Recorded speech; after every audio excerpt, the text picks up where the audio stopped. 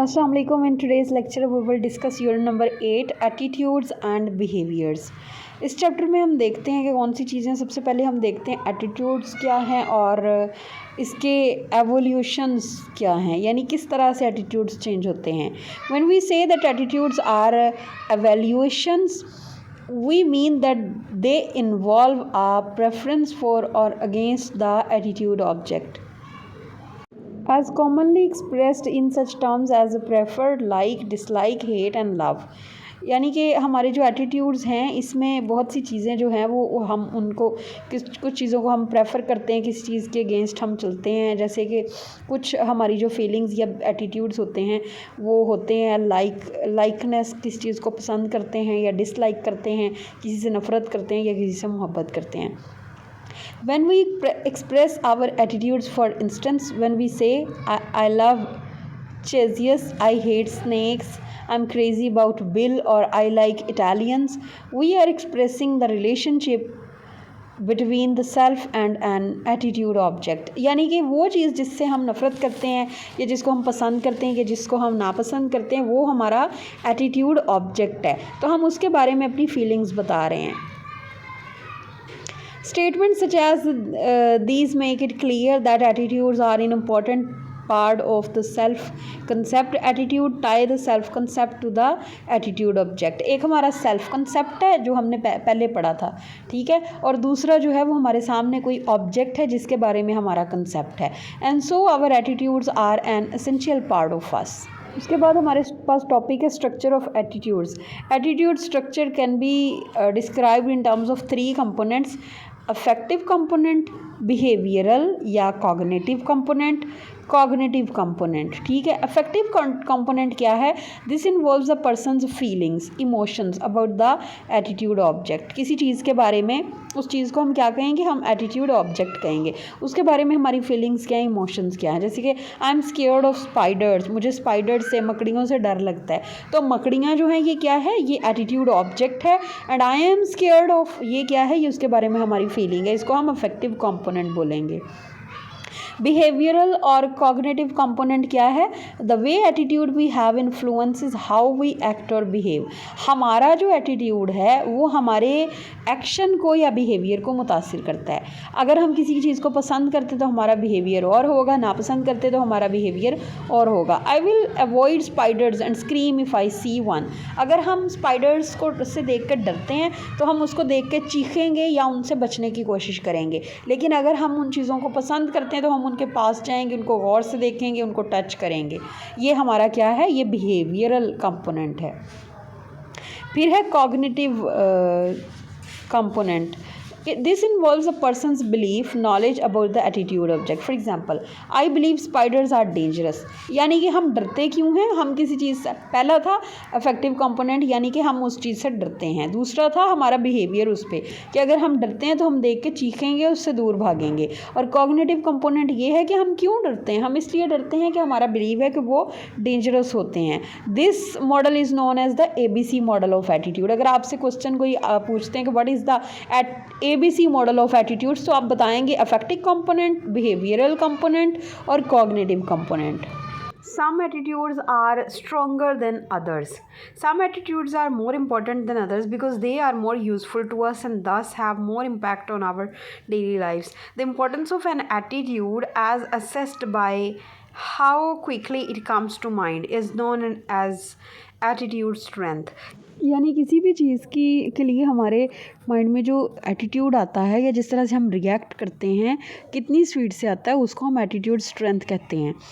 Some of our attitudes are strong attitudes in the sense that we find them important, hold them with confidence, don't change them very much and use them frequently to guide our actions.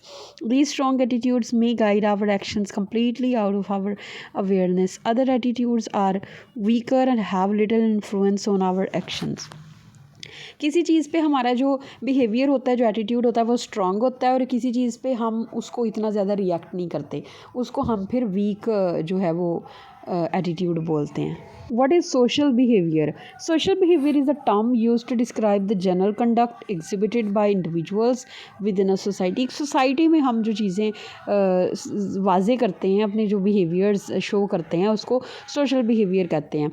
It is essentially in response to what is deemed acceptable by a person's peer group or involves avoiding behavior that is characterized as unacceptable. This type of human behavior primarily determines how individuals interact with one another within a group or society, while social conduct is often modeled or create a comfortable social environment. Antisocial behavior such as aggression or scapegoating and group bullying and more also be defined as negative social behavior, particularly in instances where other individuals within a peer group all behave accordingly. यानी कोई भी अगर हम किसी ख़ास group of people में बैठे हैं, किसी सोसाइटी में बैठे हैं, किसी सोशल ग्रुप में बैठे हैं, तो वहाँ पे हम उस माहौल के मुताबिक जो है वो बिहेव करते हैं. लेकिन सम टाइम हम जो है वो बुरा हमारा बिहेवियर होता है, हम किसी को हरास करते हैं, किसी के साथ एग्रेशन के साथ, गुस्से के साथ पेश आते हैं. तो ये सारी चीज़ें जो हम लोगों के साथ राब्ते में करते हैं, जो हमारा बिहेवियर होता है, इसको सोशल बिहेवियर कहते हैं. When do our attitudes guide our behaviour? हमारा जो एटीट्यूड है वो किस तरह से हमारे बिहेवियर को गाइड करता है. Social psychologist, marketers and politicians are particularly interested in the behavioural aspects of attitudes. यानी कि वो इन चीज़ों को सीखते हैं ताकि वो लोगों के साथ अच्छे तरीके से बिहेव कर सकें और अपने आप को स्ट्रॉन्ग बना सकें. Because it is normal that ABC हमने पढ़ा था ना, अफेक्टिव, बिहेवियरल एंड कॉग्निटिव, ये है ABC. ठीक है. Of our attitudes are at least somewhat consistent. Our behaviour tends to follow from the affect and cognition. If I determine that you have more positive cognitions about and more positive effects towards ice cream than chocolates, then I will naturally predict and probably be correct then I do so, that you will be more likely to buy ice cream than chocolates when you go to the market. यानी कि हमने उसमें यही पढ़ा था कि हम उससे जो है स्पाइडर्स जो हैं उनको देखते हैं तो हम उनसे नफ़रत करते हैं, डरते हैं उससे. ठीक है. फिर हमने ये क्या था, ये बिहेवियरल था. फिर हमने उसका पढ़ा था कि ये उसका था अफेक्टिव बिहेवियर था. उसके बाद हमने पढ़ा कि हम जब उनसे डरते हैं तो हम चीखते हैं उनको देख के या उनसे भागते हैं, ये बिहेवियरल कंपोनेंट था. उसके बाद हमने पढ़ा था कि कॉग्निटिव कंपोनेंट, यानी कि हम क्यों उससे डरते हैं, क्योंकि हमें लगता है कि वो डेंजरस हैं. तो इसी तरह से अगर हम किसी चीज़ को जान लेते हैं कि किसी बंदे को आइसक्रीम जो है वो चॉकलेट से ज़्यादा पसंद है, तो फिर हमें ये भी पता होता है कि वो जब भी कभी मार्केट में जाएगा तो उसके चांसेस ज़्यादा हैं कि वो आइसक्रीम ख़रीदेगा. इस तरह से हमारा जो एटीट्यूड है वो हमारे बिहेवियर को सेट करने में मदद करता है. एटीट्यूड अब ये है कि हम कौन सी चीज़ पसंद करते हैं, और फिर बिहेवियर ये है कि हमें जो पसंद है वो हम वही ख़रीदेंगे.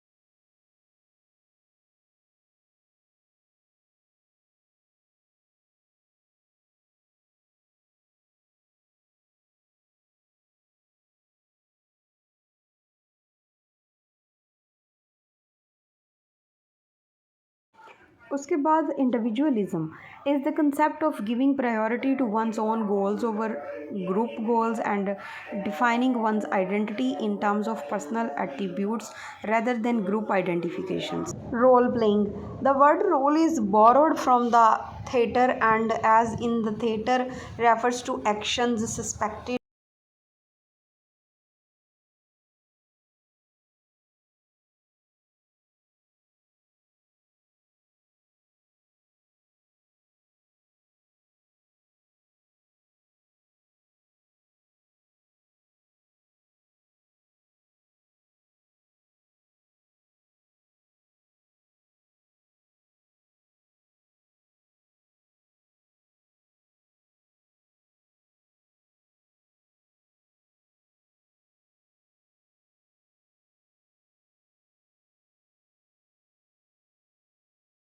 बच्चों को जब हम लेबल करते हैं कि वो अच्छे हैं, उनके अंदर कोई क्वालिटीज़ हैं, वो हार्ड वर्किंग हैं, तो उनके अंदर ज़्यादा चांसेस होते हैं कि वो अपना बिहेवियर उसी तरह से अपना लें। If racial minority students feel threatened by negative stereotypes of their academic ability और women feel threatened by low expectations for their math and science performance that may disidentify with those realms rather than fight such prejudgments.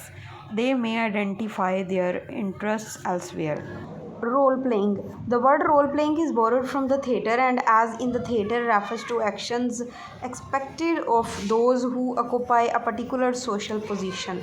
यानी कि role playing theatre से ये word लिया गया है। जैसे theatre में कोई रोल प्ले करता है किसी ख़ास एक्शन के लिए, किसी ख़ास जो है वो सोशल पोजीशन के लिए।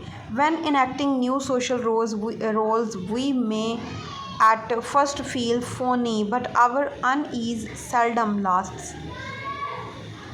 Think of a time when you stepped into some new role, perhaps your first day on a job or at college. यानी कि वो कहता है कि जब भी हम किसी नए रोल में एंटर होते हैं तो ये हमारे लिए थोड़ा सा डिस्टर्बिंग होता है, थोड़ा सा वरिंग होता है, लेकिन आहिस्ता आहिस्ता हम उसको अडेप्ट कर लेते हैं। जैसे कि हम किसी न्यू जॉब पे जाते हैं या किसी न्यू जगह पे किसी नए रोल के लिए जाते हैं, तो वहाँ पे हमें थोड़ी सी टेंशन होती है, लेकिन बाद में वो चीज़ ठीक हो जाती है।